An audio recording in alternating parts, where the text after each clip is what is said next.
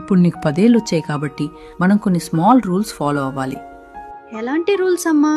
మొదటిది, నువ్వు ఏడవటం వల్ల అన్నీ సాల్వ్ కావు. ఏదైనా ప్రాబ్లం ఉంటే క్లియర్ది చెప్పాలి, ఏడ్చి సాధించకూడదు. That is called communication. రెండవది, నీ హోంవర్క్ నువ్వే చేసుకోవాలి, వేరే వాళ్ళ మీద డిపెండ్ అవ్వకూడదు. నీకేమైనా డౌట్స్ వస్తే హెల్ప్ అడగాలి. That is independence. మూడవది, బొమ్మలతో ఆడుకున్న తర్వాత వాటిని ఎక్కడ తీసావో అక్కడే పెట్టాలి. That is being organised. నాలుగవది, బ్యాడ్ వర్డ్స్ అస్సలు వాడకూడదు. That shows respect.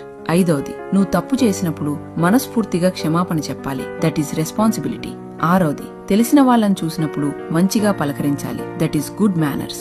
ఏడవది, ఇంటి పనుల్లో అమ్మా నాన్నలకు ఇష్టంగా హెల్ప్ చేయాలి. That is sharing. ఎనిమిదవది, నీకు ఏదైనా అర్థం కాకపోయినా లేదా డౌట్ వచ్చినా మౌనంగా ఉండకుండా వెంటనే అడిగి తెలుసుకోవాలి. That is honesty. తొమ్మిదవది, కారణం లేకుండా కోప్పడ్డం, చిరాకు పడ్డం చెయ్యకూడదు. నీ ఎమోషన్స్ ని కంట్రోల్లో ఉంచుకోవాలి. పదవది, ప్రతిరోజు కొత్తగా ఏదైనా నేర్చుకోవడానికి ప్రయత్నించాలి. That is growth. సరే అమ్మా, నాకు అర్థమైంది. Very good. ఇవాళ ఈ రూల్స్ స్ట్రిక్ట్ గా అనిపించొచ్చు, కానీ రేపు మీ పిల్లల భవిష్యత్తుకు ఇవి చాలా అవసరం. బాల్యంలో నేర్పే క్రమశిక్షణే జీవితంలో బలంగా మారుతుంది. ఈ చిన్న పాఠాలు గొప్ప జీవితాలను తీర్చిదిద్దగలవు. ఈ మెసేజ్ ని పిల్లలను పెంచుతున్న తల్లిదండ్రులకు షేర్